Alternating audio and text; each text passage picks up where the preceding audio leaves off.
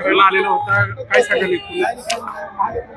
गेली कित्येक वर्ष मी 1 जानेवारी ला इथे उपस्थित असतो. अन्यायाविरुद्ध पेटून कसं उठावं याची ऊर्जा नववर्षाच्या सुरुवातीलाच इथनं मिळते. अन्याय सहन करायचा नाही आणि अन्यायावरती मात करून पुढे जायचं, हे या स्तंभाच्या दर्शनाने त्याला वंदन केल्यानंतर ऊर्जा आपल्याला मिळते आणि ती ऊर्जा मी इथनं घेत असतो.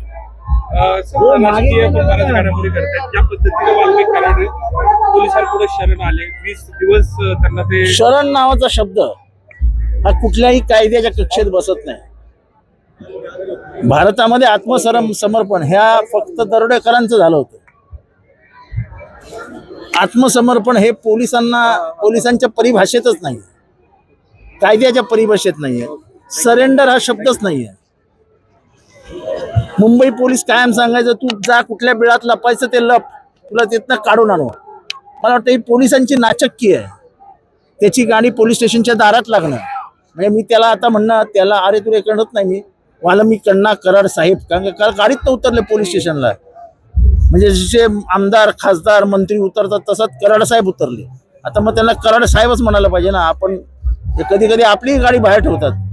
वाल्मिक कराडांचं वोट एवढी की त्याने डायरेक्ट गाडी पोलीस स्टेशनच्या त्या CID ऑफिसच्या समोर, म्हणजे ज्यांच्या हातात चौकशीचे अधिकार दिलेत त्यांच्या दरवाज्यातच गाडी लावली. तुम्ही काय आणणार मला, मी आलोय तुमच्याकडे, चला.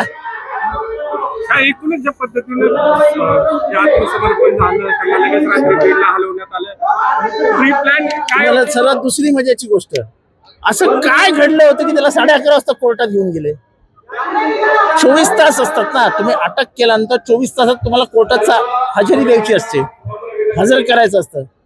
आज सकाळी नेलं असतं ना कोर्टात, 11:30 वाजता कोर्टात नेणं, असं काय असं घाई का? एकूणच या प्रकरणाबद्दल तुमच्या मनात काय शंका आहे, त्याच्याबद्दल वाचवण्याचा प्रयत्न केला जातो? माझ्या मनात काय शंका राहिलेली नाही. आता काय जेव्हा त्यांची गाडी, जेव्हा कराड साहेबांची गाडी जेव्हा पोलीस स्टेशनच्या दारात लागली आणि ते पोलीस स्टेशनला गाडी चालवत आली, म्हणजे ते बाजूला बसले होते, त्याच्यावरनं सेटिंग लय मोठी आहे. राजकीय हस्तक्षेप आहे. आता तुम्ही पण तपासा थोडं, मला आम्ही कमी पडतो, तुम्ही जरा तुमचा सोर्सेस वापरा. सर माझा एक इंग्लिश दुसरी गोष्ट की मी आज इथे आलोय आणि याची पुढची लढाई सोमनाथ सूर्यवंशीला न्याय देण्यासाठी, त्याच्या आईला न्याय देण्यासाठी. तुम्ही एखादा मृत्यू असा उडवून लावू शकत नाही. तो मेला कसा? त्याच्या पोस्टमॉर्टम वर होतं की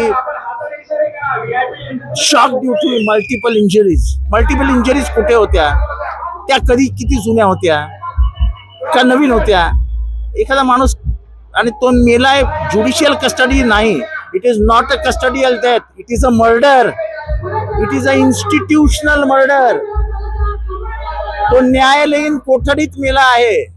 त्यामुळे ज्या जजनी त्याला न्यायालयीन कोठडी दिली आहे त्या जजनीच चौकशीचे आदेश द्यावे, कारण का तो त्याच्या ताब्यात आहे, तो पोलिसांच्या ताब्यात नाही आहे. या सगळ्या प्रकरणांमध्ये आपण मानसिक गोंधळ घालतो.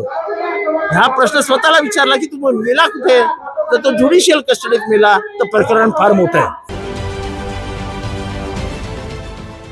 देश विदेशातील प्रत्येक घडामोडींचे लाईव्ह अपडेट मिळवण्यासाठी आता साम टीव्हीच्या सर्व सोशल मीडिया प्लॅटफॉर्मला लाईक, फॉलो आणि सबस्क्राईब करा. तसंच सर्व नोटिफिकेशनसाठी बेल आयकॉन प्रेस करायला विसरू नका.